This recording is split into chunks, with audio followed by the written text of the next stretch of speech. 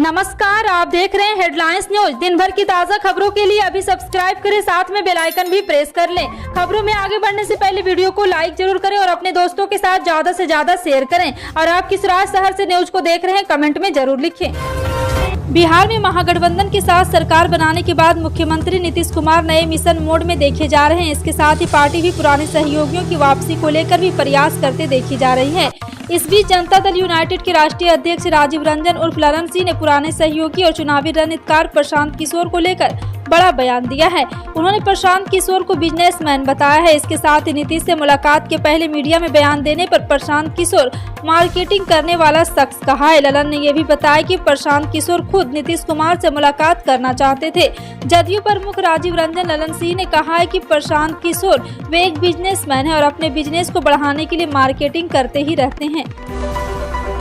महाराष्ट्र की राजनीति में उथल पुथल के बीच शनिवार को उद्धव ठाकरे ने शिवसेना भवन में मुंबई के विभाग प्रमुख और पदाधिकारी के साथ बैठक की। इस दौरान उन्होंने शिवसेना के बागी विधायकों पर निशाना साधते ही साथ शिवराज पार्क से दशहरा रैली को लेकर भी आदेश दिया है। उन्होंने पार्टी नेताओं की रैली भी जुटाने का निर्देश दिया। दरअसल इस बार शिवाजी पार्क में दशहरा रैली को लेकर पेच फंसा हुआ है। कारण हर साल दशहरे पर शिवसेना शिवाजी पार्क में परंपरागत रैली करती आई है। हालांकि पिछले 2 वर्षों से कोरोना के कारण ये रैली नहीं हो सकी, लेकिन इस बार स्थिति सामान्य होने के बाद बताया जा रहा है कि सीएम एकनाथ शिंदे दशहरा मैदान में रैली करना चाहते हैं। स्कूली शिक्षकों समेत गुजरात की सरकार के हजारों कर्मचारियों ने पुरानी पेंशन योजना लागू करने की मांग करते हुए शनिवार को विरोध स्वरूप सामूहिक आकस्मिक अवकाश दिया। विभिन्न यूनियन के साझा संगठन ने शुक्रवार को यह कहते हुए आंदोलन वापस ले लिया था कि राज्य सरकार ने उनकी अधिकतर मांगे मान ली है, लेकिन जिला स्तरीय यूनियनों ने दावा किया कि सरकार ने ओपीएस की उनकी मुख्य मांग नहीं मानी है। राष्ट्रीय संयुक्त मोर्चा के समन्वयक महेश मौर्य ने कहा कि हमारी मुख्य मांग ओपीएस थी और राज्य सरकार ने शुक्रवार को इस मुद्दे का हल नहीं किया। यह मुद्दा राज्य के प्रत्येक कर्मचारी को प्रभावित करता है, इसलिए उन्होंने आज सामूहिक आकस्मिक अवकाश से जुड़ने का निर्णय लिया है। राजस्थान प्रदेश कांग्रेस कमेटी के प्रतिनिधियों की बैठक शनिवार को यहां हुई, जिसमें राहुल गांधी को पार्टी के राष्ट्रीय अध्यक्ष बनाए जाने के समर्थन में प्रस्ताव सर्वसम्मति से पारित किया गया। बैठक के बाद खाद्य मंत्री प्रताप सिंह खचरियावास ने संवाददाताओं को यह जानकारी दी। खचरियावास ने कहा, राहुल गांधी को अध्यक्ष बनाए जाने का प्रस्ताव पारित किया गया जो मुख्यमंत्री अशोक गहलोत ने रखा। सबने हाथ उठाकर इसका समर्थन किया है। इसके साथ ही खचरियावास ने कहा कि प्रदेश कांग्रेस अध्यक्ष और AIC अध्यक्ष सदस्यों की नियुक्ति अधिकार पार्टी अलाकमान पर छोड़ दिया है। इस बारे में भी एक प्रस्ताव पारित किया गया। अगर आपके पास कहीं से एक ऐसा मैसेज आता है जिससे आपको इतने लाख रुपए लॉटरी लगी और आपसे आपके अकाउंट की जानकारी मांगी, तो बिल्कुल ना दे। देश के नहीं बल्कि विदेशों से भी साइबर अपराधी आपके अकाउंट में सेंधमारी कर आपके खाते में बड़ा सारा पैसा हड़प करने की साजिश रच रहा है। वो आपको KBC का एक मैसेज भेजेंगे और आपने जैसे ही उसका सही जवाब दिया वैसे ही वे आपसे कहेंगे कि आप इतने लाख जीत गए। फिर आपके पास अकाउंट की जानकारी मांगेंगे। फिर जैसे ही आप उन्हें अकाउंट नंबर देंगे वैसे ही वो आपसे OTP मांगेंगे। OTP देते ही आपके अकाउंट का सारा पैसा उड़ जाएगा। मेरठ में एक BJP नेता को भी ऐसे ही एक मैसेज आया है। जानकारी के मुताबिक जेल चुंगी में पास रहने वाले एक भाजपा नेता के पास पाकिस्तान के नंबर से WhatsApp मैसेज आया। IRCTC घोटाला मामले में CBI ने बिहार के उप मुख्यमंत्री तेजस्वी यादव की जमानत रद्द कराने के लिए अदालत का रुख किया है। CBI ने अदालत में याचिका दायर कर तेजस्वी यादव की जमानत रद्द करने की मांग की है। राउज एवेन्यू स्थित विशेष न्यायाधीश गीतांजलि गोयल की अदालत ने CBI की याचिका पर तेजस्वी यादव को नोटिस जारी किया है। CBI का कहना है कि तेजस्वी यादव जांच को प्रभावित करने की कोशिश कर रहे हैं। अदालत ने तेजस्वी यादव से पूछा है कि CBI की याचिका को देखते हुए क्यों ना उनकी जमानत रद्द कर दी जाए। हालांकि अभी अदालत ने यादव को जवाब देने के लिए तलब किया है। ज्ञात रहे कि IRTC घोटाले में अभी तेजस्वी यादव जमानत पर है और बिहार के उप मुख्यमंत्री पद पर है। उत्तराखंड में मौसम विभाग की ओर से भारी बारिश को लेकर जारी अलर्ट के बाद राज्य सरकार सजग हो गई, जिससे केदारनाथ धाम की यात्रा एक दिन के लिए रोक दी गई है। पिछले 3 दिनों से लगातार हो रही भारी बारिश के बाद ऊंचाई वाले क्षेत्रों में सर्दी ने अपनी दस्तक दे दी है। वहीं मौसम विभाग की ओर से भारी बारिश की चेतावनी जारी करने के बाद केदारनाथ धाम की यात्रियों को भी रोक लगा दिया गया। केदारनाथ गई यात्रियों से दर्शन के बाद वापस जाने का आग्रह किया गया है। SP ने बताया कि शनिवार को मौसम को देखते हुए ही यात्रा संचालित की जाएगी। हालांकि सुबह 11 बजे से 7,665 तीर्थयात्री केदारनाथ धाम के लिए रवाना हो गए। उज्बेकिस्तान के समरकंद में समाप्त हुई एससीओ यानी संघाई सहयोग संगठन की मीटिंग में दुनिया भर के नेता इकट्ठा हुए और उनके द्विपक्षीय व बहुपक्षीय मुद्दों पर बात की। पाकिस्तान के पीएम शहबाज शरीफ भी इस समिट में शामिल हुए थे, लेकिन यहां पाक पीएम शहबाज शरीफ रूस के राष्ट्रपति व्लादिमीर पुतिन के साथ मीटिंग के दौरान ईयरफोन के उपयोग को लेकर संघर्ष करते दिखे और परेशान होते रहे। इसी दौरान वे पुतिन से मदद भी मांगते नजर आए हैं। ट्विटर पर पोस्ट किए गए एक वीडियो में शहबाज को ईयरफोन लगाने की कोशिश करते हुए देखा गया। ऐसे में खुद पाकिस्तान में ही पीएम शहबाज शरीफ का खूब मजाक सोशल मीडिया पर बन रहा है।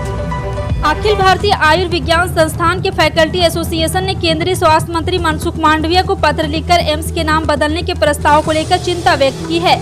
पेम्स ने पत्र के माध्यम से कहा है कि एम्स का नाम बदलने से इसकी पहचान खो जाएगी, जिसके कारण फेम्स के सभी सदस्यों ने इस प्रस्ताव का विरोध किया है। मीडिया रिपोर्ट के अनुसार इससे पहले फेम्स ने देश भर के सभी 23 एम्स के फैकल्टी सदस्यों से पत्र लिखकर सरकार के इस प्रस्ताव के बारे में राय मांगी थी। फेम्स ने नाम बदलने के सरकार के प्रस्ताव का विरोध करते हुए कहा है कि नाम किसी की पहचान से जुड़ा होता है।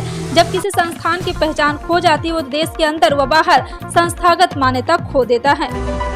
राजनीति में नेताओं के बीच जुबानी जंग आम बात है। कई दलों की विचारधारा में भी अंतर है, जिसके चलते इनके बीच मतभेद भी चलते हैं। ऐसा ही कुछ रिश्ता प्रधानमंत्री नरेंद्र मोदी और पश्चिम बंगाल की मुख्यमंत्री ममता बनर्जी के बीच भी देखा जाता है। राजनीतिक मंचों पर दोनों एक दूसरे पर तंज कसने में कोई कसर नहीं छोड़ते, लेकिन राजनीतिक जुबानी जंग के बीच दोनों में अच्छी बॉन्डिंग भी है। यही वजह है कि ममता बनर्जी प्रधानमंत्री मोदी को अपनी तरफ से खास तोहफा भी देती है। राजनीति ये दोनों दिग्गज अक्सर एक दूसरे के खिलाफ अक्सर कड़वे बयान देते नजर आते हैं, लेकिन दोनों एक दूसरे के काफी मानने भी हैं। और खुद प्रधानमंत्री नरेंद्र मोदी और यहाँ पे स्टार अक्षय कुमार को भी इंटरव्यू के दौरान इस बात का खुलासा किया गया था। पीएम मोदी ने कहा, ममता दीदी खुद मेरे लिए कुर्ता चुनती है और साल में उन्हें 1-2 कुर्ते भी भेजती है। तेजस्वी यादव ने बिहार में सरकारी नौकरी की तैयारी कर रहे युवाओं को बड़ी खुशखबरी दी। उन्होंने राज्य में बम्पर सरकारी नौकरी का ऐलान किया है। बिहार सरकार जल्दी स्वास्थ्य विभाग में 60,000 पदों पर नियुक्ति की प्रक्रिया शुरू करने जा रही है। इस बात की जानकारी बिहार के उप मुख्यमंत्री और स्वास्थ्य मंत्री तेजस्वी यादव ने शुक्रवार को दी है। तेजस्वी यादव राज्य के युवाओं को सरकारी नौकरी देने की कवायद में जुटी हुई है। इसी कड़ी में आरा में मेंटल हॉस्पिटल के उद्घाटन के दौरान तेजस्वी यादव ने कहा कि जल्दी सरकार स्वास्थ्य विभाग में 60,000 पदों पर बहाली की प्रक्रिया करने जा रही है। दिल्ली में एक बार फिर पुरानी आबकारी नीति लागू कर दी गई। इसके तहत अब सरकार की ओर से शराब की दुकानें संचालित की जा रही। इसी नीति के तहत हर इलाके में शराब की 2 प्रीमियम दुकानें खोलने का लक्ष्य रखा गया। पुरानी नीति लागू होने के बाद अब शराब की प्रीमियम दुकान भी खुलना शुरू हो गया है। इसकी पहली झलक भी सामने आई है। काफी समय से लोगों का इंतजार था कि आखिर किस तरह शराब की प्रीमियम दुकानें खोली जाए। इसके तहत मयूर विहार फेज 1 के गैलरियो मॉल में भी यह पहली दुकान शुरू हो गई, जिसकी पहली झलक या तस्वीर आपको दिख रहा है। और आपको बता दें कि मयूर विहार में खुली सरकारी शराब की प्रीमियम दुकान जो कॉर्पोरेशन DCCWS की ओर से खोला गया है। बारिश के मौसम के बाद मच्छरों के काटने से होने वाली बीमारी का खतरा बढ़ जाता है। पश्चिम बंगाल में भी यह देखने को मिल रहा है, जहां डेंगू और मलेरिया का डबल संक्रमण ने बंगाल के डॉक्टरों की चिंता बढ़ा दी। पिछले साल की तुलना में इस वर्ष राज्य में डेंगू के मामले कई गुना तेजी से बढ़े हैं। शुक्रवार को बंगाल में डेंगू के 566 नए मामले दर्ज किए गए। यही नहीं, यहाँ डेंगू मलेरिया के डबल संक्रमण भी देखने को मिल रहे हैं, जिसमें डॉक्टरों की चिंताएं भी बढ़ा दी है। बंगाल के स्वास्थ्य विभाग के अधिकारी ने जानकारी दी है, शुक्रवार को बंगाल में डेंगू के 566 नए मामले दर्ज किए गए हैं। असम में नेत्रहीनों को सशक्त बनाने के क्रम में एक नई पहल की गई है। अब राज्य में इनके लिए डिक्शनरी यानी कि शब्दकोश को रिलीज किया गया है, जो पूरी तरह ब्रेल लिपि में है। हेमकोश का ब्रेल प्रकाशन लॉन्च किया गया है, जो राज्य की दृष्टिहीन जनता की सुविधा के लिए है। उन्हें यह सुविधा बिल्कुल मुफ्त प्रदान की जाएगी। असमिया भाषा का शब्दकोश का पहली बार ब्रेल लिपि में प्रकाशित किया गया है। इसे असम के गवर्नर जगदीप मुखी ने प्रकाशित किया है। 7 दिन प्रतिदिन ग्रुप द्वारा प्रकाशित इस एडिशन को मुफ्त में ही राज्य के दृष्टिहीनों को उपहार के तौर पर दिया जाएगा। गोवा के मुख्यमंत्री प्रमोद सावंत ने शनिवार को समुद्र के तटों की सफाई अभियान में हिस्सा लिया। इस दौरान उन्होंने गोवा के युवाओं को खास संदेश दिया है। गोवा के मुख्यमंत्री प्रमोद सावंत ने युवाओं को नशा उन्मूलन में मदद करने का आग्रह किया है। सावंत ने युवाओं से नशीले पदार्थ का सेवन न करने को कहा है। साथ ही उन्होंने गोवा को देश की पर्यटन राजधानी बनाने में मदद करने के प्रयास में नशीले पदार्थ को बहिष्कार करे अभियान में भाग लेने का भी आग्रह किया है। देश भर में 17 सितंबर को प्रधानमंत्री नरेंद्र मोदी का जन्मदिन मनाया गया। पीएम मोदी के जन्मदिन पर सरकार ने कई तरह के जन लाभकारी कार्यक्रम शुरू किए। पीएम मोदी के 72वें जन्मदिन के मौके पर केंद्रीय स्वास्थ्य मंत्री मनसुख मांडविया ने 72 टीबी रोगियों को गोद लिया है। मांडविया इन रोगियों का इलाज का खर्च उठाएगी। शनिवार को उन्होंने अपने जन्म स्थान गुजरात के पालिताना से इन 40 टीबी रोगियों को गोद लिया है। यदि आप पीएम किसान योजना के लाभार्थी हैं तो आगे की खबर आपके काम की है। जी हां, केंद्र की मोदी सरकार गरीबों के लिए कई तरह की लाभकारी और कल्याणकारी योजनाएं चलाती है ताकि इन लोगों तक आर्थिक मदद के अलावा अन्य लाभ भी पहुंचाया जा सके। और इसके तहत ही किसान सम्मान निधि है, जिसके तहत 6,000 रुपये दिए जाते हैं। सरकार किसानों के खाते में साल में 2-2 हजार करके 3 बार ये राशि डालती है। शायद आप ये जानते होंगे कि इस बार आने वाली 12वीं किस्त का लाभ कुछ किसानों को सरकार की ओर से नहीं मिल पाए। पीएम किसान योजना से जुड़े हुए लाभार्थी ने यदि KYC नहीं करवाई तो उन्हें 12वीं किस्त के पैसे अटक सकते हैं। आपको बता दें KYC की आखिरी तारीख 31 अगस्त 2022 थी। हालांकि आप ये यदि नहीं करवा पाए हैं तो अपने नजदीकी CSC केंद्र पर OTP बेस्ड KYC जाकर करवा लें। आपका इन सभी खबरों पर क्या कहना है कमेंट सेक्शन में टाइप करके जरूर बताएं। इसी तरह की पल पल की अपडेट जानने के लिए जुड़े रहें आप अपने हेडलाइंस न्यूज के साथ। मिलते हैं अगली बड़ी खबर में, तब तक के लिए जय हिंद।